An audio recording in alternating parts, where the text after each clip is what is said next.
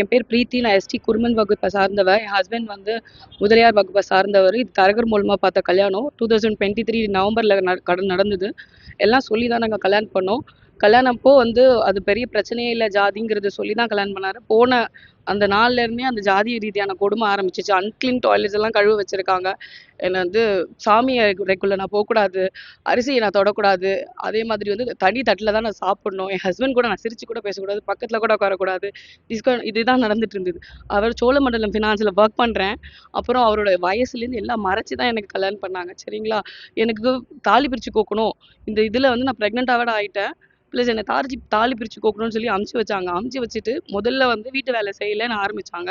அப்புறம் அந்த குழந்தையே அவரது இல்லை, அவ செத்துட்டானா எனக்கு பொறுப்பு கிடையாது, அவ எழுதி கொடுத்தா தான் வீட்டுக்குள்ள சேர்த்துப்பேன் அப்படின்னாரு. அதுக்கப்புறம் வேற ஒருத்தர் அண்ணான்னு சொல்லிட்டு மகேஷ்னு ஒருத்தர் ஃபோன் பண்ணி எனக்கும் அவருக்கும் இந்த இன்டிமேட் ரிலேஷன்ஷிப்பை பத்தி அவர் ஃபோன் பண்ணி பேசினாரு. இதுக்கு எனக்கு என்ன பண்ணணும்னு தெரியல. அவருக்கு ஃபோன் பண்ண அவர் எடுக்கல. அதனால போலீஸ் ஸ்டேஷன்ல கம்ப்ளைண்ட் பண்ணேன். போலீஸ் ஸ்டேஷன்ல வந்து எஸ்ஐ சாமுண்டீஸ்வரி தான் ஃபர்ஸ்ட் எடுத்தாங்க லாஸ்ட் இயர். அவங்க எந்த ஒரு விசாரணையும் பண்ணல. அவன் சேர்ந்து வாழறேன்னு சொல்லிட்டான்ல, உனக்கு எதுக்கு இவ்வளோ இது, நீ இந்த ஜாதியில இருந்து உனக்கு இவ்வளவு திமிரெல்லாம் இருக்க வேண்டாம், இறங்கி போ அப்படிங்கிறது தான் அவங்க சொல்லி என்னை எழுதி வாங்கினாங்க. சரி சேர்ந்து வாழறாருன்னு சொல்லிட்டு பிரெக்னன்சி ரெஜிஸ்ட்ரேஷனும் பண்றேன்னு சொல்லி சொன்னாரு.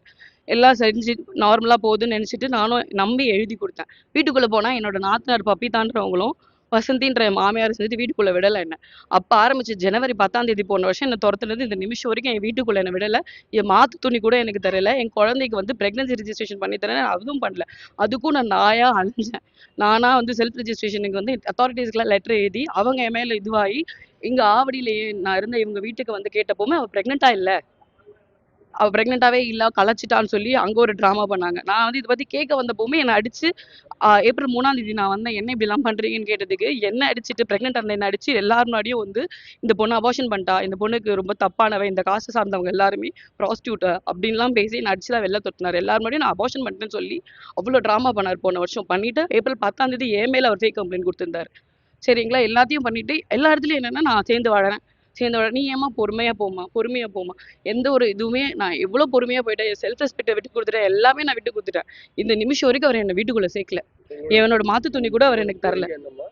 அவர் மேல ஆக்ஷன் எடுக்கணும் சார். இந்த மாதிரி ஆளுங்க எல்லாம் விடக்கூடாது. என்ன மாதிரி எத்தனை பேர் இருப்பாங்க தெரியணும்ல, இந்த மாதிரி எல்லாம் நடக்குதுன்னு. இந்த காலகட்டத்திலயுமே எஸ்டினா என்ன எனக்கு புரியலையா? அப்பனா நான் பொண்ணு, அதெல்லாம் நீ என்ன வேணா பண்ணலாம், இந்த ஜாதியை சார்ந்த பொண்ணுன்னா உன்னை நான் இப்படிதான் நடத்துவேன்றது அவர் வெளிப்படையா போலீஸ் ஸ்டேஷன்ல சொல்றாரு. வீட்டுக்குள்ள இருந்து என்ன அந்த வீட்டு உள்ள கூட அவர் எனக்கு சேர்க்கல. நாயை துரத்துவாங்களா அந்த மாதிரி அடிச்சு துரத்துனாரு. இந்த அளவுக்கு அவர் பண்றாரு. அவர் மேல ஒரு ஆக்ஷன் இந்த நிமிஷம் எடுக்க. அவர் இப்ப கொடுத்ததுல ஏசிபிக்கு மாத்தி கொடுத்துருக்காங்க. இதுக்கு முன்னாடி வந்து எந்த ஆக்ஷனுமே எடுக்கல. நான் சிஎம் செல் வரைக்குமே கம்ப்ளைண்ட் கொடுத்துருக்கேன், எந்த ஆக்ஷனுமே எடுக்கல.